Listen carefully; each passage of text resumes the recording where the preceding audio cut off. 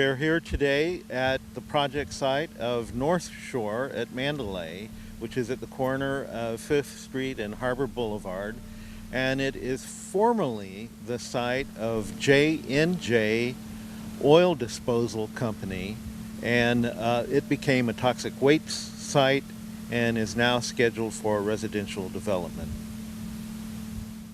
J&J Oil Company operated a waste disposal site here that became classified as a toxic waste site that was closed down in 1981. Today we have Supervisor and former Coastal Commissioner John Flynn. Welcome to the program, John. Thank you. You were a Ventura County Supervisor from the year 1972? That's right, 72. And you served how long? 32 years.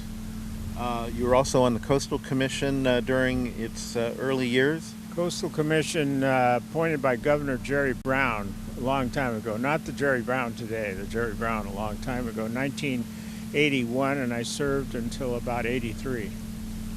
That's great. And the site we're at today was within the county jurisdiction. Yes. When you became supervisor. That's correct. It had a company called J&J, and there was another company?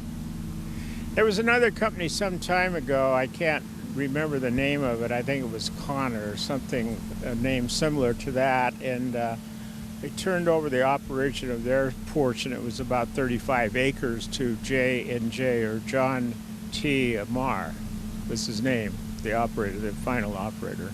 So both companies were in the waste disposal business? That's correct, yes. And so you got to see what they were actually doing down here. Well, I got to see it. I used to observe trucks dumping waste right behind me here. Big trucks would come in and dump waste, and then the people from Oxnard Shores, which is right over here, in the mobile home camp or park, called me and said, we'd like you to help us close this down. One of the main leaders was a guy by the name of Bob Coulier. I wanted to mention his name because he was so persistent. He passed away some time ago, but he helped me a great deal in getting it closed, but there wasn't really much support for closing it. It was owned by the McGrath family, the site itself. They finally sold it in 1985. And it's a prominent family, well-liked family. But the site simply wasn't something you would have here at the beach area, dumping oil waste and maybe other chemicals too. You said before that fellow supervisors were not supportive of closing the site, but you still managed to affect their operation. How did you do that? Well, I think it came to a hearing at the board in 1981, and I had not been on the board for too much into that term, but had worked hard with the county staff, and they put a lot of conditions on it. But when the hearing came, I put more conditions on, operating conditions. And according to what I've read since then, the owner, J&J Oil Waste Facility, had to close it down, did not accept the permit because he said it would be too expensive to operate with all the conditions.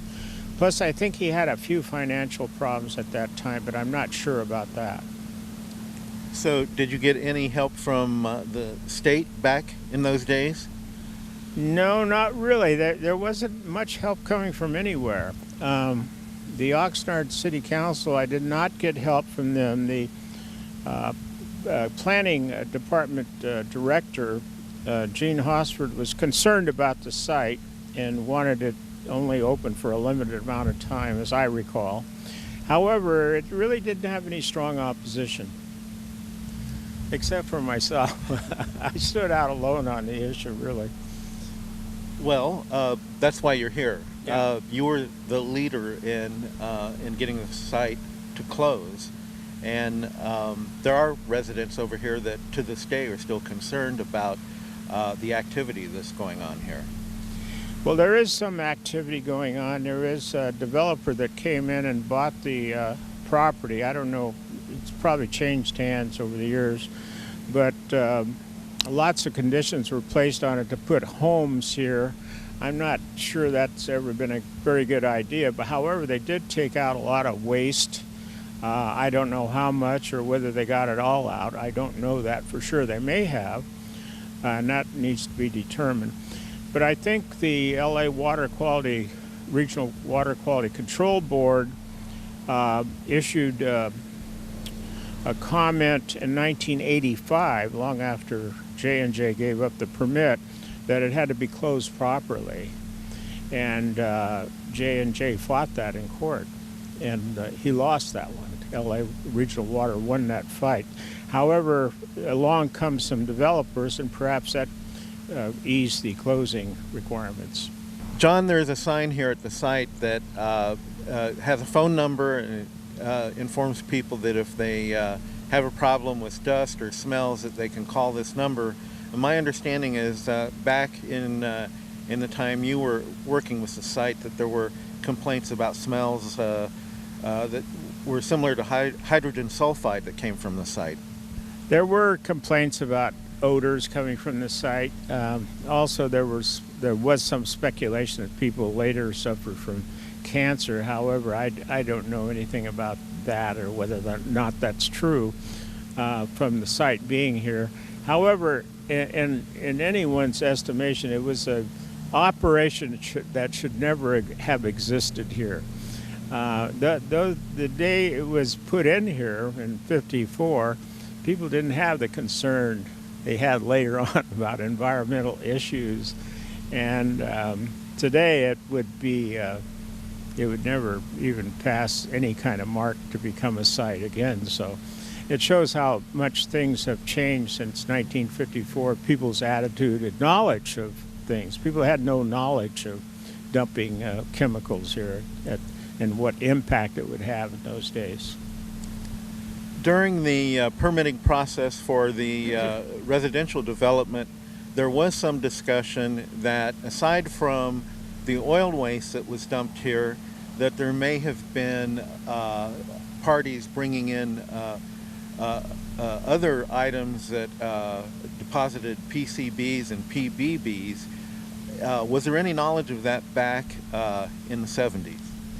Certainly, there was speculation, and I think it had a heck of a lot of truth to it, because in those days people didn't particularly care about where they dumped things. There were probably chemicals and toxic materials dumped in the site, that's for sure. The county planning staff found a lot of metals in the site in their testing of it.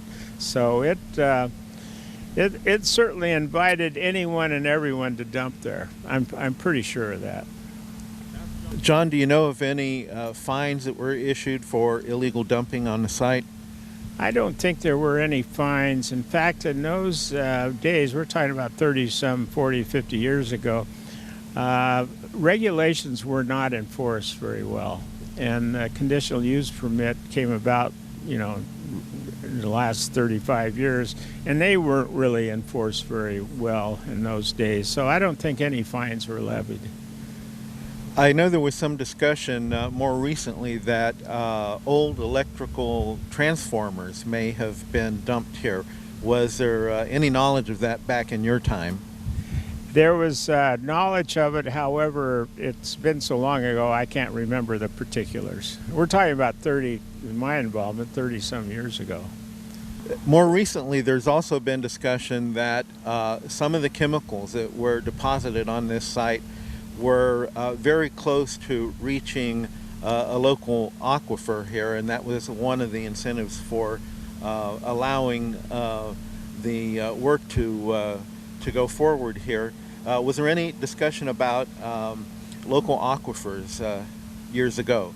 Certainly there was, but there wasn't a knowledge about aquifers that came about a little bit later. As you know, I led the battle against the seawater intrusion in the Oxnard aquifer. The Oxnard aquifer is about 200 feet below us here, and it's an aquifer used by agriculture and urban areas, and so it certainly was threatened. Well, during the time you were on the board, it was well known that you were the authority on water issues in Ventura County, so your input into this must have been important. Well, I think you're giving me a lot of credit, which I'll accept, but I think people listen to it. I think you're right. So, John, it appears that the main reason the site eventually was shut down was due to community concerns, health concerns, and also complaints about odors emanating from the site. Does that coincide with your knowledge? Certainly there was that. There wasn't, in my recollection, however, there was that for sure. There's no taking away from that. However, it wasn't really that strong. Except from a few people, and I mentioned the name of one of them, and he was absolutely ballistic about this whole thing. When you look over here and you see trucks dumping what could be any kind of material, toxic material, it certainly alarmed people. Do you think the lack of response was due to the era we're talking about? Were people less inclined to complain about these things? I think that has a lot to do with it. I think you're absolutely right. In those days, this was more of an agricultural area than it is today. And people simply didn't pay much attention to where they dumped things and so forth. That's all of us. Every one of us is really kind of guilty of that. Well, the location here is not isolated as a dump site. We're close to Oxnard Shores, which was also a dump site.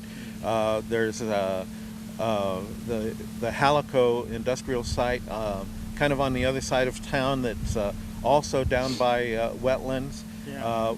That was apparently a dump site before it was Halico. Yeah. So it appears that sand dunes and wetlands were not really valued in those days. That's correct. I would agree with that. Plus, Oxnard seemed to be a dumping ground for the entire county, too. There are a lot of dumps here. We'll call them dumps now. They're called landfills, sanitary landfills today, but there really were dumps. Everything went into them, starting from here and going up into where the Oxnard Golf Course is today. That was all a dump at one time. John, this site is now being called North Shore. It's a residential development. And even though it was a toxic waste site, Yes. it was annexed into the city of Oxnard, so that this project could be approved. And doesn't that seem unusual that a city would annex a toxic waste site to deal with those kind of problems? It does seem very unusual. Of course, they did it some time ago. However, today, for a purchaser of a home here, I would be very reluctant to buy a home on this site, even though there would have been and there has been a good effort to clean out the dirty stuff. Well, aside from the toxics, you're aware that there is a plant on the site, Ventura milk vetch, which was thought to be extinct, and it was found here, and this is really the main location that the plant resides in. I remember that, and I think I used that in one of my arguments. I made a presentation at the board that probably lasted an hour. I was pretty well prepared on the issue. And what did you say to the board? I asked the board to shut it down. The board was reluctant to do so, as it is to shut any landfill down. It's always, controversial, at least today it is. But putting conditions on certainly made it financially not a good investment. John Flynn, you were a supervisor how many years? 32 years. 32 years. I think that's the record in Ventura, isn't it? Tied for the record. The other 32-year person was, his last name was Clark. He was from Ojai. Well, John, you've been recognized as a coastal hero for your time on the Coastal Commission, one of the state's leading experts on water and water quality, and you served 32 years on the Board of Supervisors. Many of us want to thank you for your service, which has been outstanding. Everyone knows that you're a great county supervisor, and you had an effect on shutting this place down before it got much worse.